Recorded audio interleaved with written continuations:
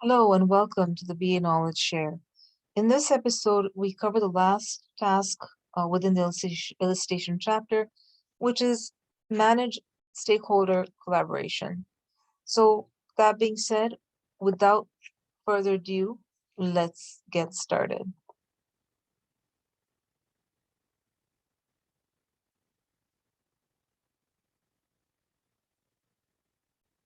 So, the purpose behind managing stakeholder collaboration is to encourage stakeholders to work towards a common goal. Let's dive a little bit deeper into this. Business analysis work lends itself to many collaboration opportunities between groups of stakeholders on the business analysis work products. Stakeholders hold various degrees of influence and authority over the approval of work products and are also an important source of needs, constraints, and assumptions. As the business analysis work progresses, the business analyst identifies stakeholders, confirms their roles, and communicates with them to ensure that the right stakeholders participate at the right times and in the appropriate roles. So you as a business analyst need to ensure that you are engaging the right stakeholders and engaging them at the right times and in the appropriate roles. So some of the elements here are you would gain agreements on commitments. So stakeholders participate in business analysis activities that may require time and resource commitments. The business analyst and stakeholders identify and agree upon these commitments as early as the initiative as possible. The specific details of the commitments can be communicated formally or informally, as long as there is explicit understanding of the expectations and desired outcomes of the commitment. So, what this is saying is stakeholders participate in your analysis activities that may require them to be moved away from their regular day-to-day jobs, right? So you need to work with the stakeholders to agree upon things like time commitments, things like follow-ups, so on and so forth. So whether it be formal or informally, it's totally up to the project, but there needs to be some sort of ground level work done. The second element is monitor stakeholder engagement.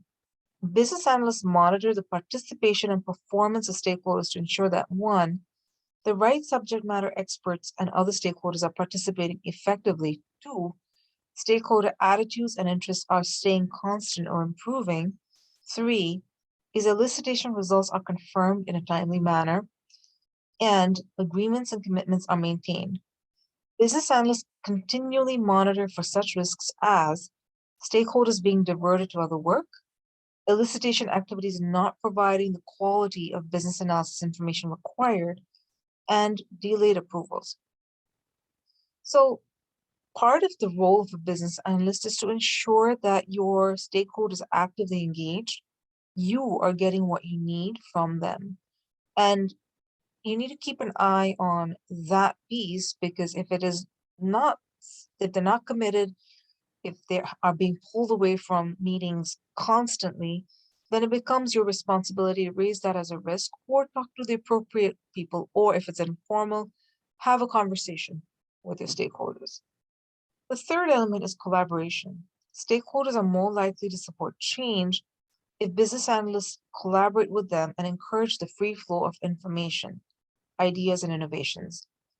Genuine stakeholder engagement requires that all stakeholders involved feel that they are heard, their opinions matter, and their contributions are recognized.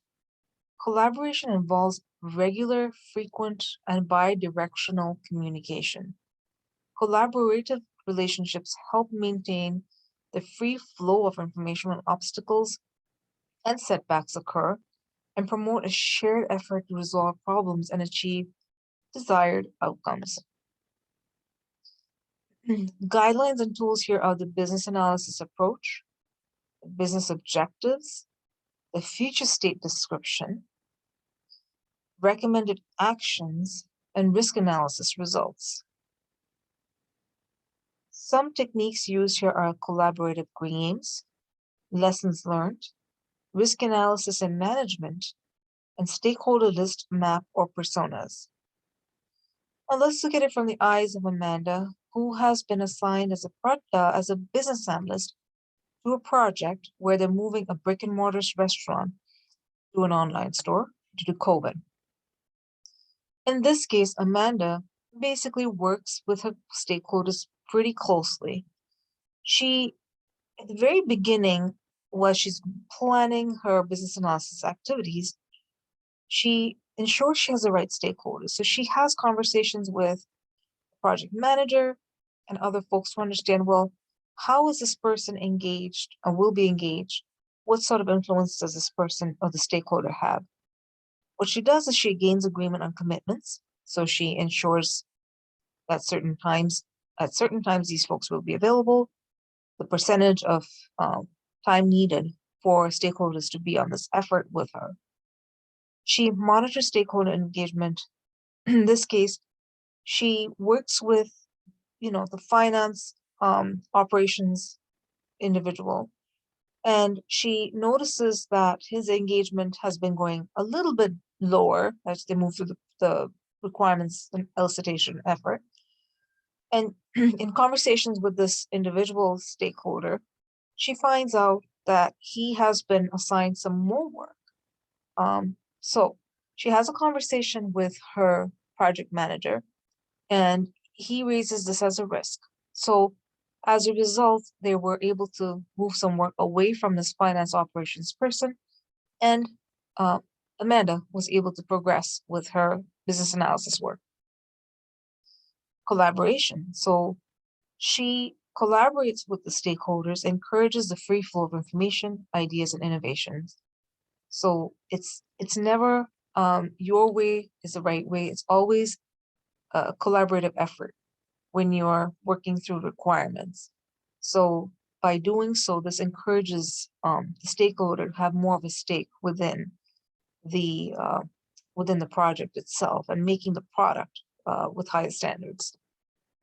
And so the next piece of it is guidelines and tools. They come up with business analysis approach, business objectives, future state description, recommended actions, and risk analysis results. So basically, these are the guidelines and tools she uses. She uses a couple of techniques, but the one she really likes is collaborative games, which help identify requirements in a more faster manner on a specific topic. In this case, she was trying to gather requirements on the billing system and how to set that up. So she uses that technique. So that being said, this is the last task of this elicitation chapter. So in our next episode, we'll continue through the next few chapters. And if you do find value in these videos, please do consider subscribing. Also, please do consider visiting our website at baknowledgeshare.com. The link is provided below. And please do consider signing up to receive monthly newsletters. Thank you.